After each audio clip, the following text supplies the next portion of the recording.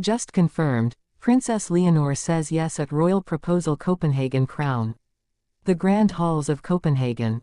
Cameras poised, hearts expectant. Then, a shock. The heir to Spain's throne is no longer just a princess. She has said, yes.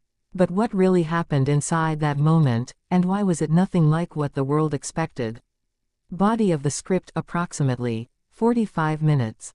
In Copenhagen's crisp winter air, the Danish capital glittered under the glow of royal anticipation. Guests arrived one by one, draped in velvet, silk, and secrets.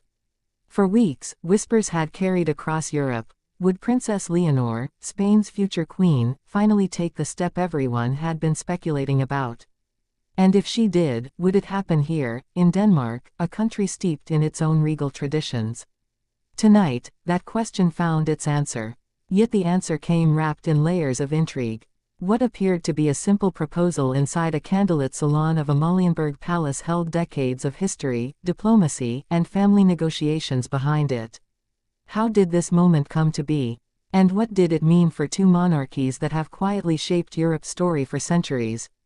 To understand, we must step back. Princess Leonor of Spain, eldest daughter of King Felipe VI and Queen Letizia, has always balanced duty and personal life with unusual grace. From her first public speeches in Asturias to her military training, she's been prepared for the throne.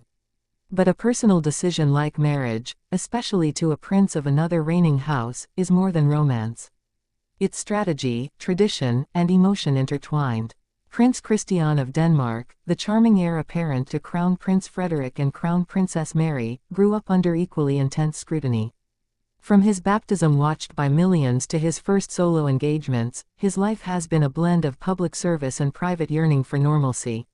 When their paths crossed at a summer cultural event years ago, it barely made the news.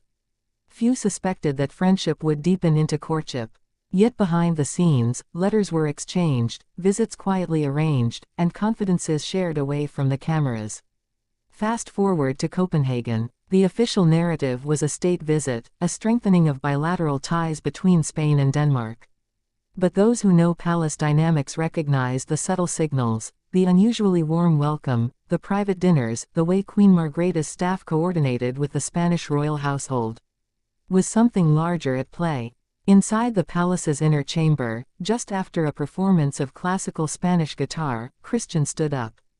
The music faded. Leonor's eyes widened, not because she didn't expect affection, but because the setting, the timing, and the way he spoke her name broke every expectation of protocol. He addressed her not as a princess, but as a person.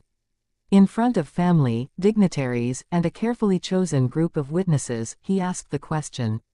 And she said, yes. But even that, yes, wasn't the end of the story. What agreements had been made beforehand?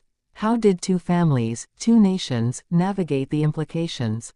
Because with royal proposals, nothing is truly spontaneous. Negotiations over titles, residences, future duties, and even languages of their household begin long before a ring is offered.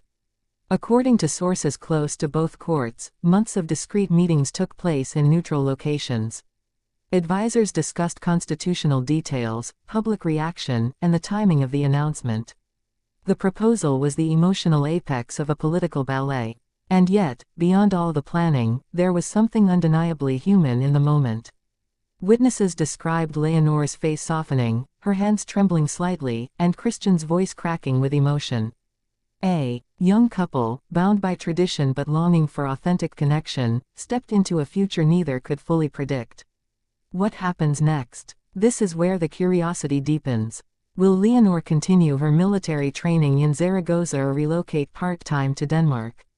Will Christian move to Madrid or divide his time between Copenhagen and Madrid? How will their marriage affect Spain's constitutional monarchy, which has only recently regained stability after a turbulent decade? And how will Denmark's famously down-to-earth royal family adapt to a new dynamic with a future queen from another nation? As we unravel these questions, consider the historical precedents. Royal intermarriage once shaped alliances across Europe. Think of Victoria's descendants linking the continent's thrones. Yet in the modern era, such unions are rarer and riskier. Public opinion matters. Media scrutiny is relentless. and the couple themselves must navigate between personal desire and public duty.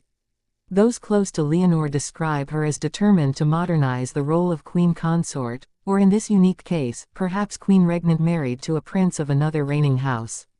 Her education, her fluency in multiple languages, and her insistence on privacy signal a new kind of royal leadership. Christian, meanwhile, has inherited his mother Mary's approachability and his father Frederick's sense of tradition. Together, they might craft a model of partnership that resonates far beyond palace walls. The night of the proposal continued with an intimate dinner. Spanish and Danish dishes were served side by side, a symbolic blending of cultures. Toasts were made, not just to the couple, but to the future. And outside the palace gates, crowds gathered, candles in hand, singing softly in two languages. Social media exploded, news outlets scrambled, and yet inside, Leonor and Christian reportedly took a quiet moment on a balcony, looking out over Copenhagen's lights, holding hands in silence. What did they say to each other then? No one knows. But those who saw them believe it was the first moment they felt the weight of what they had done, a public commitment with private consequences. In the weeks to come, official statements will clarify dates, ceremonies, and titles. Engagement portraits will be released. Protocol will be explained. Yet the emotional impact of that, yes, in Copenhagen will linger far longer. It marks not just a personal milestone, but a turning point for two royal houses and for the millions who follow them. As this story unfolds, more curiosity loops emerge. Will their wedding take place in Madrid, Copenhagen, or both? How will they blend traditions, Spanish military honors with Danish maritime heritage?